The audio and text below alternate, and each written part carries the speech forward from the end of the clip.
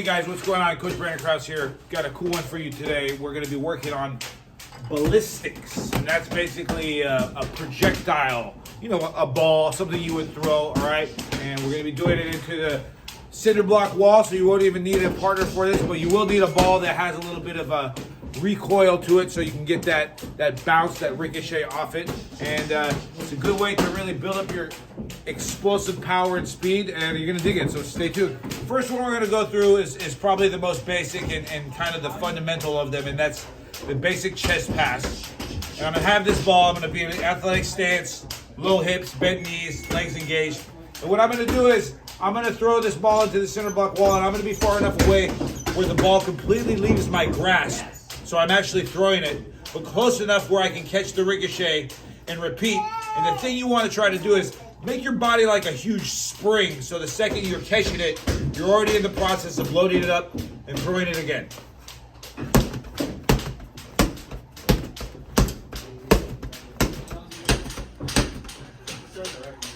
Do these in reps of 15, 20 until that kind of elastic speed, until those type 1 fibers start failing, right? Because you're not really working endurance here per se. You're really working the speed and rate of the contraction. You're really working your power.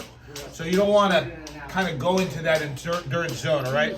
But that chest pass is going to be the mainstay of most of your exercises. Another cool one that adds that little bit of rotation into that chest pass is like, I guess, a modified, where I'm gonna favor my hip and rotate, expel the ball, then repeat on the other side.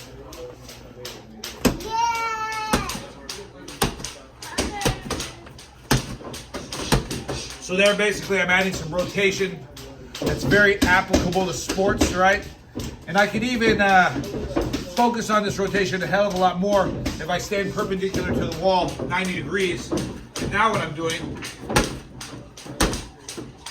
and notice I'm loading the ball up on the counter end.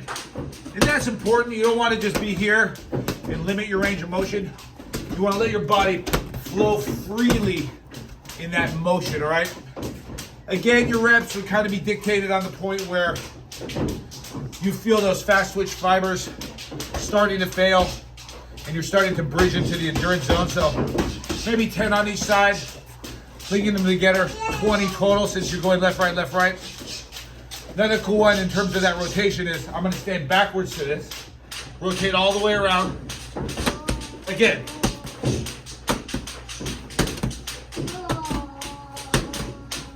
And this, like all the other ones, really just kind of focusing on that rotation of my torso, that rotation of my spine. Cool one in terms of power. Really have a cool name for this one. We'll call it the power bow. I'm sure somebody watching can come up with a cooler name. And what I'm going to do is I'm going to fling this thing from behind me, throwing it into the wall, but entering a full range of motion bow on the far edge.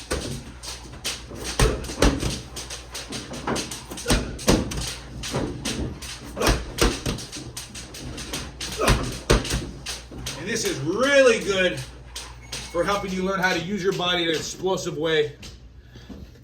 This one, since there is a learning curve to it, take the reps light, maybe 6 reps, 8 reps to start.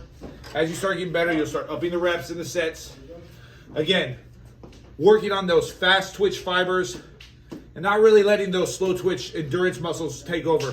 Final one we're gonna do, kind of modified combine pass. They do this a lot in the football combine test, and I've adapted it for our boxing needs. On your knees, you're gonna have this ball into your hips, not in your chest. And what I'm gonna do is I'm gonna fling myself forward, throw the ball full extension, and then I'm gonna land basically like in a push-up position and repeat.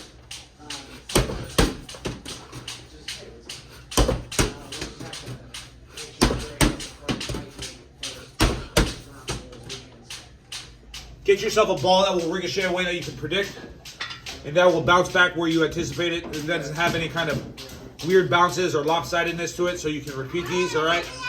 You could even do these with a partner, but you have to have somebody as competent as you. So the cinder block wall is always nice because it's the only one you need to rely on. Have these reps meet your needs. Have the sets meet your needs, all right? Everything is intensity dependent, so be as intense as you possibly can. Incorporate these in and like and subscribe.